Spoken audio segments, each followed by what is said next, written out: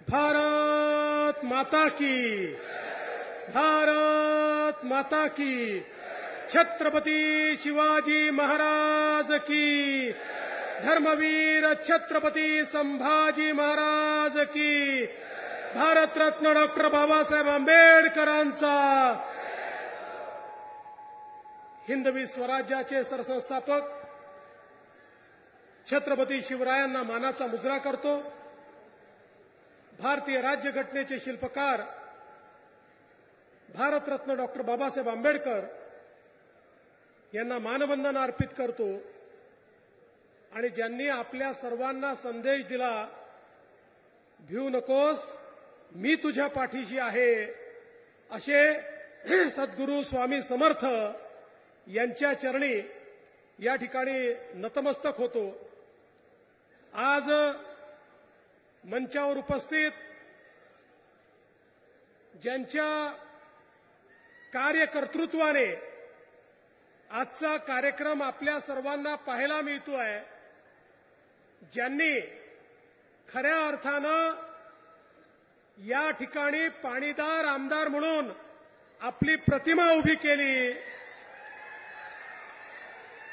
ते आपले लोकप्रिय आमदार सचिनदादा कल्याण शेट्टी, आदरणीय जयसिद्धेश्वर महास्वामीजी, सुभाष बापू देशमुखजी, समाधान अवताडेजी, राम सातपुतेजी, शहाजी बापू पवार, महेशजी हिंडोळे, शिवानंदजी पाटील, राजकुमारजी जिंगाळे, अविनाशजी महागावकर, मलिनाथ स्वामी, वसमनी महाराज, मोतीरामजी राठोड, राजकुमार पाटीलजी, संजय देशमुखजी, अविनाश मणिखांबे, प्रवीण शहा, शिवशरण जोजन, यशवंत घोंगाळे, या ठिकाणी मंचावर उपस्थित असलेले सर्व मान्यवर आणि समोर उपस्थित असलेल्या माझ्या सर्व लाडक्या बहिणींनो आणि तितक्याच लाडक्या भावांनो,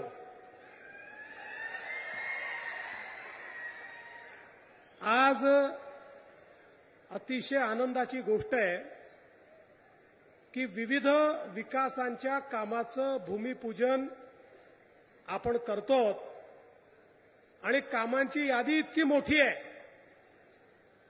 की ती यादी जर मी वाचली तर माझं भाषणाचा अर्धा वेळ या यादीला लागेल।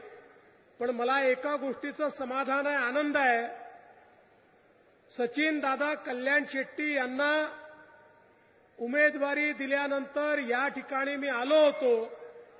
दादांनी ज्या ज्या मागण्या केल्या होत्या त्या मागण्या मी आश्वासन दिलं होतं की आम्ही पूर्ण करू आणि सचिन दादांनी त्याचा पाठपुरावा करून त्या सगळ्या मागण्या मान्य करून घेतल्या, म्हणून आजचा हा कार्यक्रम आपण या ठिकाणी पाहतोय। आज खरं म्हणजे सातत्याने उल्लेख केला जातो, अक्कलकोट तालुका राज्यातला शेवटचा तालुका, शेवटचा म्हणून त्याला शेवटचाच ठेवायचं, पाणी पण शेवटीच द्यायचं, विकास पण शेवटीच द्यायचा। आम्ही भूमिका बदलली, आम्ही सांगितलं अक्कलकोट हा महाराष्ट्राचा शेवटचा तालुका नाही, हा महाराष्ट्राचा पहिला तालुका आहे। अरे सुरुवात महाराष्ट्राची या अक्कलकोट पासून होते आणि म्हणून या ठिकाणी पाणी पण देऊ आणि विकास पण देऊ। खरं म्हणजे लोक अनेक वेळा सचिन दादालाही वेड्यात काढायचे, अरे आम्ही खूप वर्ष ऐकलं उजनीचं पाणी देणार, उजनीचं पाणी देणार, इकडनं पाणी येणार, तिकडनं पाणी येणार। निवडणुका आल्या की केवळ आश्वासनं असतात, ही कामं होत नाहीत।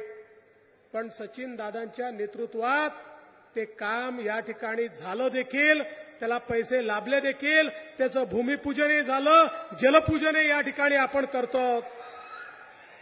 आज आपण पाहतोय कर्नूल धरणापासून 16 किलोमीटरची जलवाहिनी असेल, दुधनी शहर पाणी पुरवठा योजना 47 कोटीची असेल, ज्याच्यामध्ये 2 MLDचे जलकुंभ आहेत, 22 किलोमीटरच्या जलवाहिन्या आहेत, 75 KVPची सौर ऊर्जा प्रकल्प या ठिकाणी आहे। त्यासोबत अक्कलकोट शहरातले 102 कोटी रुपयांच्या रस्त्यांचं देखील आपण काम या ठिकाणी करतो. 100 खाटांचं उपजिल्हा रुग्णालय करतो. विविध रस्त्यांची कामं अक्कलकोटपासनं तर या ठिकाणी बौरपर्यंतच्या रस्त्याचं काम आपण करतोय. अमृत 2 मधून पाणी पुरवठा योजनेकरता 72 कोटी रुपये देतोय. आणि या ठिकाणी देगाव एक्सप्रेस कॅनाल ज्याच्यामुळे अक्कलकोट तालुका आणि दक्षिण सोलापूर दोन्ही ठिकाणच्या गावाचं चित्र आणि चेहरा बदलणार आहे. त्या देगाव एक्सप्रेस कॅनलला देखील 350 कोटी रुपये आपण दिले आणि त्याच्याही कामाची सुरुवात आज या ठिकाणी होते. शहराकरता 137 कोटी रुपयाची भूमिगत गटारीची योजना आहे. उत्तर आणि दक्षिणचे पोलीस स्टेशन्स आहेत. दुय्यम निबंधक कार्यालय आहे. आणि ज्याचा मी उल्लेख केला की 22 वर्षाच्या प्रतीक्षेनंतर 240 किलोमीटरचा प्रवास करून या ठिकाणी 51 गावांकरता पाणी येत आहे. आणि या ठिकाणी अक्कलकोट, दुधनी, मेंदर्गी या तीनही नगरपालिकांचा देखील पिण्याच्या पाण्याचा प्रश्न हा निश्चितपणे आपण सोडवतो. एकरूप योजना 27 वर्ष योजना बंद पडली होती. लोक म्हणायचे एकरूप योजना कधी होऊच शकत नाही, ही होण्याचं काही कारणच नाही. मला आज सांगताना आनंद वाटतो की सचिन दादांच्या मेहनतीने आम्ही 412 कोटी रुपये या योजनेला सुप्रमाच्या माध्यमातून दिले. आणि आज त्यामुळेच हे सगळं कर्नूल धरणात पाणी येत आहे, त्या पाण्यातनं आपल्यापर्यंत पाणी येत आहे. त्यामुळे मोठ्या प्रमाणात ही सगळी कामं झालेली आपण बघितली. खरं म्हणजे मोठ्या प्रमाणात मंदिरांचा विकास असेल. धोत्रियातलं नागनाथ मंदिर, बोरामणी इथलं ब्रह्मनाथ मंदिर, मैंदर्गीतलं वीरशैव शिवाचार्य श्री गुरु संस्थान, हिरेमठ नागरसूण येथील बमलिंगेश्वर मठ, किणी येथील वीरभद्रेश्वर मंदिर, दुधनी येथील मल्लिकार्जुन मठ आणि ज्याचं काम सुरू करण्याकरता भूमिपूजनाकरता मी स्वतः आलो होतो. ग्रामदैवत मल्लिकार्जुनांच्या मंदिराचा देखील आपण जीर्णोद्धार करतोय. मला सचिन दादांना एवढंच विचारायचं आहे, सगळं पहिल्याच 5 वर्षात करून टाकाल तर पुढे काय राहणार आहे? त्यामुळे पुढच्या करताही काही शिल्लक ठेवा. आता मी यादी वाचणं बंद करणार आहे, कारण अजून 2 मोठ्या मोठ्या याद्या माझ्याकडे आहेत. त्या आता दादा तुम्हीच वाचून टाकाल, मी काही त्या याद्या वाचत नाही. मला एकच गोष्ट सांगायची आहे की आपलं सरकार हे काम करणारं सरकार आहे. आपलं सरकार विकास करणारं सरकार आहे आणि केलेली एक एक घोषणा पूर्ण करणारं आपलं सरकार आहे. आपण सांगितलं होतं शेतकऱ्यांना या ठिकाणी आम्ही मोफत वीज देणार. लोक म्हणाले की मागच्या काळामध्ये अशा प्रकारची अनाउन्समेंट तर सुशीलकुमार शिंदेंनी केली होती, पण नंतर विलासराव आले आणि त्यांनी सांगितलं प्रिंटिंग मिस्टेक होती, त्यामुळे कोणालाही अशी माफी मिळणार नाही. आठवतं ना 2004 साली? आपलं असं नाही आहे, ऍडव्हान्समध्ये काम आहे. आम्ही घोषणा केली आणि तुम्हाला तुमचे पैसे भरल्याची पावती 000 म्हणजे आता पावती कशी आली आहे? तुमच्याकडनं घेणं 18,000 रुपये, सरकारने तुमचं बिल भरलं 18,000 रुपये, तुमच्याकडनं घेणं 000. पुढच्या 5 वर्षाकरता आता तुमच्याकडनं विजेचं बिल हे घेतलं जाणार नाही. ही व्यवस्था आपल्या सरकारने केली आहे. आणि त्याच्याही पलीकडे काय करतोय आपण? आता आपण सौर कृषी वाहिनीची कामं चालू केली. 12,000 मेगावॅटची कामं सुरू झाली आहेत. पुढच्या 15 महिन्यानंतर 15 ते 18 महिन्यानंतर आमच्या शेतकऱ्याला 365 दिवस दिवसा 12 तास अखंडित वीज ही आम्ही त्या ठिकाणी देणार आहोत. 365 दिवसही देणार आहोत. आणि यासोबत आपण आता सौर कृषी पंपाची योजना आणली. 7.5 HPचा पंप तुम्हाला पाहिजे असेल, काहीच करायचं कारण नाही. मागेल त्याला कृषी पंप ही योजना आहे. एकूण त्याचा जो खर्च आहे त्याच्या फक्त 10% पैसे शेतकऱ्यांनी भरायचे, 90% पैसे राज्य सरकार भरून तुमच्याकडे तो पंप लावून देईल. पुढचे 25 वर्ष विजेचा 1 रुपयाचा खर्च देखील तुम्हाला येणार नाही. आणि जर तुम्ही वापरल्यापेक्षा जास्त वीज तुम्ही तयार केली तर ती वीज आम्ही खरेदी देखील करू आणि त्याचे पैसे तुम्हाला वेगळे देऊ. आणि एवढंच नाही तर हा जो पंप आहे 5 वर्षापर्यंत याची सगळी गॅरंटी आमची आहे. याचा इन्शुरन्स आम्ही केलाय. पंप चोरीला गेला पैसे आम्ही भरू, तुटफूट झाली पैसे आम्ही भरू.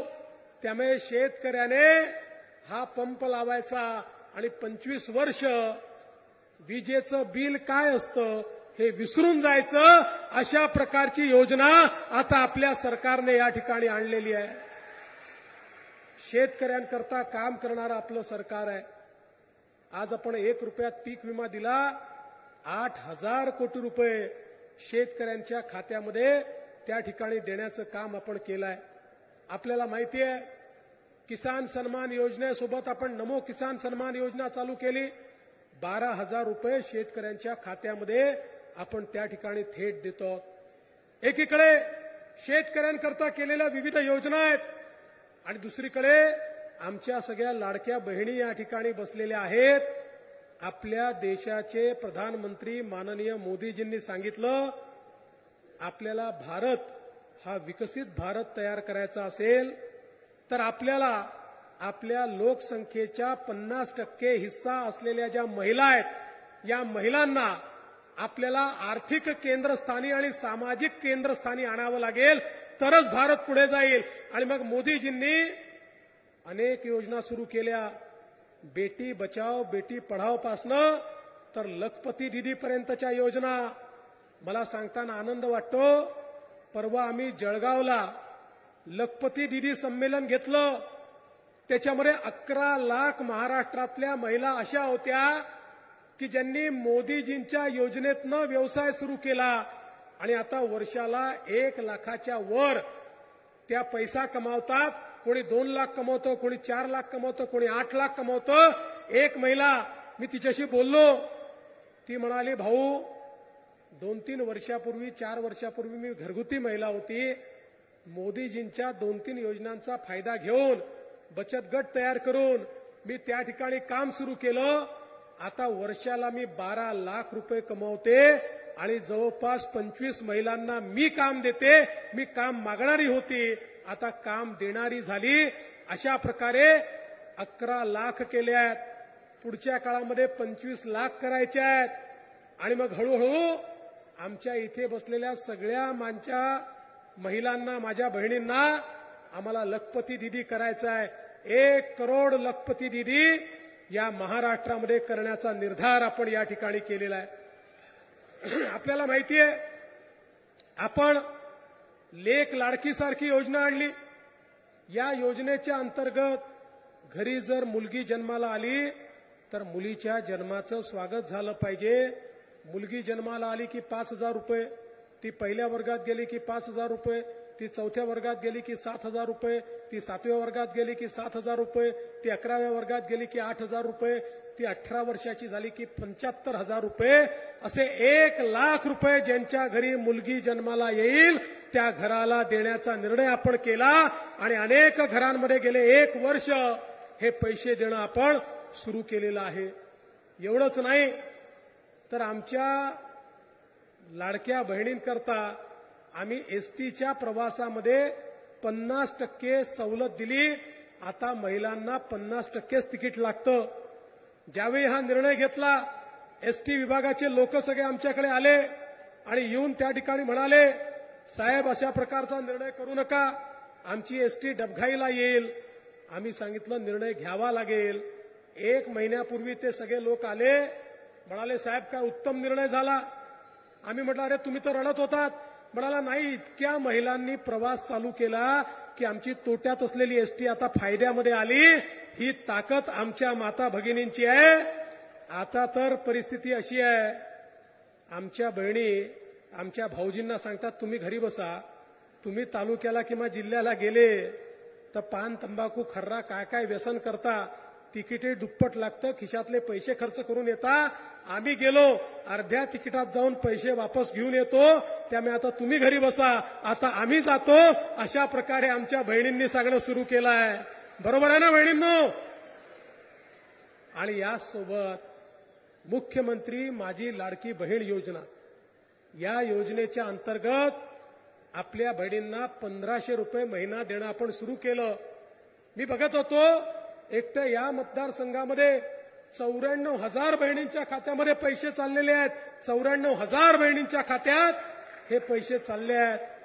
आणि बहिणींनो, आम्हाला माहिती आहे नोव्हेंबरमध्ये भाऊबीज आहे, पण त्यावेळी आचारसंहिता असेल, म्हणून आम्ही अॅडव्हान्समध्ये ऑक्टोबर आणि नोव्हेंबरचे पैसे तुम्हाला देऊन टाकतो आहोत. त्यामुळे नोव्हेंबरची भाऊबीज ही ऑक्टोबरमध्येच तुमच्या खात्यामध्ये त्या ठिकाणी जमा करण्याचं काम आपल्या सरकारच्या माध्यमातून होत आहे. पण सचिन दादा म्हणाले तेही खरं आहे, आम्ही तुमचे सख्खे भाऊ आहोत, पण काही तुमचे सावत्र भाऊ देखील फिरतायत. ही योजना बंद झाली पाहिजे असा प्रयत्न करतायत. काँग्रेसचे अध्यक्ष नाना पटोले आणि काँग्रेसचे मंत्री सुनील केदार यांचे अधिकृत निवडणूक प्रमुख अनिल वडपल्लीवार हे नागपूरच्या उच्च न्यायालयात गेले आणि त्या ठिकाणी त्यांनी केस टाकली की लाडकी बहीण योजना, लेक लाडकी योजना, अर्ध्या तिकिटाची योजना, या सगळ्या योजना म्हणजे पैशाचा चुराडा आहे. या योजना बंद केल्या पाहिजेत अशा प्रकारची केस त्यांनी टाकली. पण काळजी करू नका, तुमचे सख्खे भाऊ जोपर्यंत मुंबईत बसले आहेत तोपर्यंत या योजना आम्ही बंद होऊ देणार नाही. आज खरं म्हणजे आपल्या मुलींनाही उच्च शिक्षणाकरता मोफत ही सोय आपण उपलब्ध करून दिली. आता कुठल्याही मुलीला घरी पैसे नाही म्हणून त्या ठिकाणी उच्च शिक्षण घेता येणार नाही अशी परिस्थिती असणार नाही. पूर्वीच्या काळी आपल्याला माहिती आहे, घरामध्ये 2 मुलं असले ताईबाप सांगायचे पोराला शिकू द्या, तुला शिकवायला पैसे नाही आहे. पण आता आम्ही सांगितलं की पोरच्याकडे पैसे नसतील तर पोरीचे मामा मुंबईमध्ये बसले आहेत, ते पोरीचे पैसे पाठवतील, पण पोरींना शिकवलंच पाहिजे. आणि आज आपण लाखो रुपयाची फी ही त्या ठिकाणी भरतोय. मी खरं म्हणजे लांबलचक बोलणार नाही, पुढच्या कार्यक्रमाला सोलापूरला जायचं आहे. पण एवढंच सांगतो, सचिन कल्याण शेट्टी नावाचा जो हिरा तुम्ही सगळ्यांनी आम्हाला दिलाय, एखादा आमदार कसा असावा असं जर मला कोणी उदाहरण विचारलं तर मी सांगेन सचिन कल्याण शेट्टी सारखा असावा. अशा प्रकारचा एक उत्तम आमदार तुम्ही दिल्यामुळेच ही सगळी कामं या ठिकाणी होत आहेत. आणि भविष्यातही तुमच्या कल्याणाकरता तुमचे आशीर्वाद हे आमच्या पाठीशी असू द्या, एवढीच विनंती तुम्हाला करतो आणि माझं बोलणं संपवतो. धन्यवाद. जय हिंद, जय महाराष्ट्र.